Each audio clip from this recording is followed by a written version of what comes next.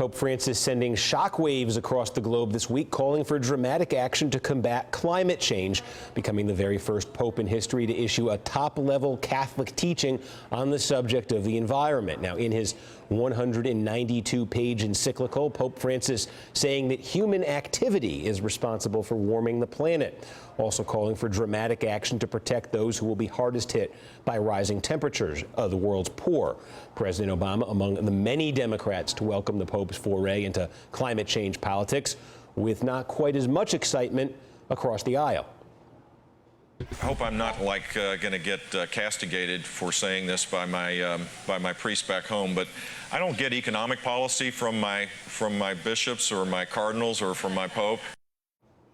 But how will the Pope's climate change manifesto impact rank and file Catholics? Will they rally behind the Pope and force politicians to take more aggressive action to slow the planet's warming? The Washington Post's Janelle Ross pointing out that evangelical leaders have been calling their parishioners to action on climate change for several years now, but they have little to show for it. White evangelical Protestants are still 18 points less likely than the general public to say that global warming is occurring. Break down the polling data and its political affiliation, not religious affiliation, that seems to shape people's opinions about climate change.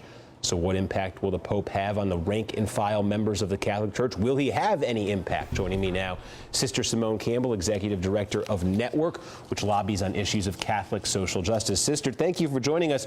So let me just start with that basic question. I mean, the Pope, obviously, the leader of the Catholic Church. Catholics a huge voting bloc in the United States. He issues this encyclical. What do you expect the response to be from rank and file Catholics in America? Well, I think what we're already seeing is that there's a lot of enthusiasm, but I think one thing that really needs to be seen is that what the Pope says is that there's the intersection of all of the issues. We don't have just a single crisis of environment and a separate crisis of economics and income and wealth disparity in our globe. They're a united crisis, and we need to work on them together. And seeing the unity both of the people of the earth as being in one common home and the unity of these crises means that we're explaining the common sense experience of ordinary everyday folks. So I think folks are going to take this and run with it. Let me put some numbers up here. Just opinion. This is a Pew Research Center poll. Opinion of U.S. Catholics on climate change. 71% say that it's occurring. 47% say it's caused by humans. 48% call it a very serious problem. If you ask Catholics, do they have a favorable or unfavorable view of their Pope? Politicians would kill for these numbers. 86% favorable, 4% unfavorable.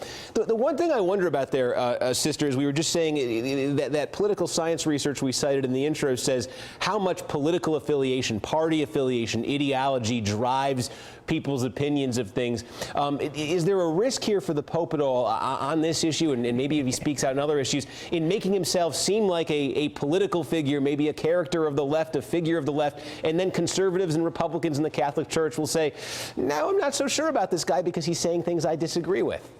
Oh, here's the challenge. Whenever any one of us is called to conversion, we resist it. And we know that in the spiritual life, the edge, that resistance is the edge of spiritual growth. But we know that the Pope has this interrelated view of creation. And so he says that we've got to value human life, but human life seen in the context of the environment. We're not to dominate the earth, we're to collaborate with the earth, to work in an ecosystem, which then also supports the Catholic Church's position on abortion, because the value of human life is so sacred, so important. So that's going to make the left nervous, while the right gets nervous at this fact that we owe each other a duty of care for our planet and that we are equally responsible. So I call him an equal opportunity annoyer. But the important thing is that we can work on these issues in a variety of places, perspectives. We work on the economics more than we do on the environment.